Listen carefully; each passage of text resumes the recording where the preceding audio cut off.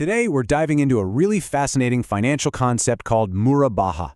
It's a way to fund huge purchases, but with a twist.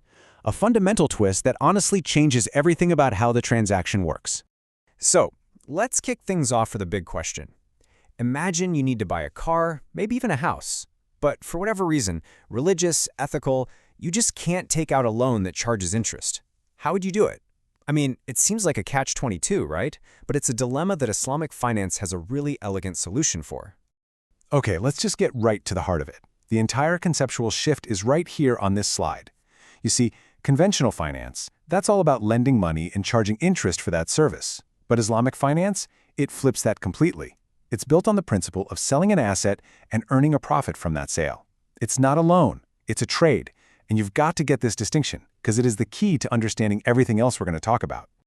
So here's our game plan. We'll start with that core dilemma. Then we'll introduce Murabaha as this unique type of sale. We're going to walk through the transaction step by step. And this is the good part, we'll look at the very specific accounting rules. Finally, we'll zoom out and see why this all matters in our global economy. All right, first up, let's talk about the foundational principle. I mean, why is a system like Murabaha even a thing? Why is it necessary? This quote really nails it. In Islam, any pre-agreed extra charge on a loan, what we all call interest, is strictly forbidden. So that standard model of a bank lending you, say, $10,000 and asking for $11,000 back, that's just not an option. You need a completely different framework. Let's make this super real. You need a car. You walk into a typical bank and they'll offer you a loan with an interest rate. But what if that's off the table for you? What do you do then? This is the exact problem Murabaha was designed to solve. Okay, so if it's not a loan, what is it? Well, the solution is to reframe the whole thing. It's not about lending money at all. It's about a special kind of sale. And here it is, our key term, Murabaha. Think of it as a cost-plus profit sale. So the bank doesn't lend you money to buy the car. Instead, the bank buys the car itself. Then it turns around and sells that car to you for a price they've already agreed on, which includes their profit. You then pay the bank back for the car in installments. So the bank is acting way more like a retailer here than a lender. Now, this is what's so interesting, the difference in risk and structure. With a regular loan, interest can compound, it can change, but in a Murabaha sale, the profit is locked in from day one. It's fixed, no surprises. And this is huge. A lender in a loan has no real risk in the asset itself. But in Murabaha, the bank has to legally own the asset first, even if it's for just a short time. This means they're taking on actual inventory risk, and that's a massive difference. So how does this all actually play out in the real world? Let's break down the whole transaction step by step. It's a really clear 5-step dance. First, you, the customer, promise to buy that car from the bank. Second, the bank actually goes to the dealership and buys that exact car. Third, and this part is absolutely critical, the bank takes legal ownership. For a moment in time, it is their car. Fourth, they immediately sell it to you at that pre-agreed cost-plus profit price. And finally, step 5, you pay them back over time. Simple as that. Now, you might be thinking, well, what if I back out after the bank buys the car? Good question. That's where something called Hamis Jidiyah comes in. It's basically a security deposit you pay up front to show you're serious. It's the bank's way of covering its own risk before it goes and makes a huge purchase just for you. All right, now for the part I find really fascinating.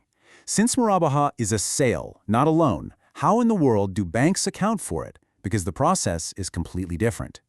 So here's the absolute key point. When the bank buys that car in step 2, it can't just record it as a loan to you. It has to record it as inventory on its own balance sheet, exactly like a car dealership would. The car is an asset that the bank is holding to sell, and it's measured at what it costs them to buy. And this little table just lays out the numbers perfectly. Let's say the car costs the bank $40,000. They agree on a $4,000 profit with you. So the final sale price is $44,000.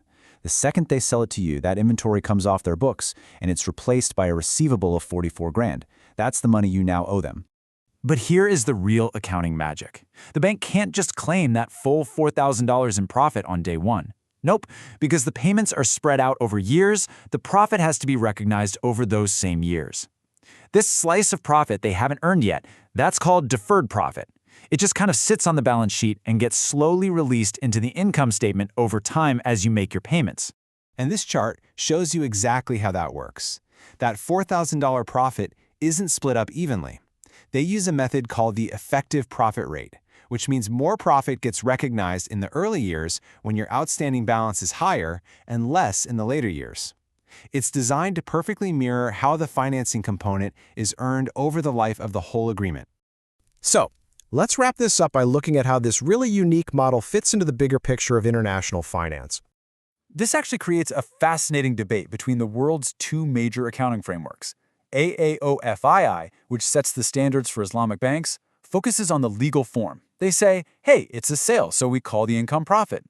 But IFRS, the global standard, tends to look at the economic substance. They say, well, this looks and feels a lot like financing, so they often reclassify that profit as financing income, which, yeah, it's functionally a lot like interest.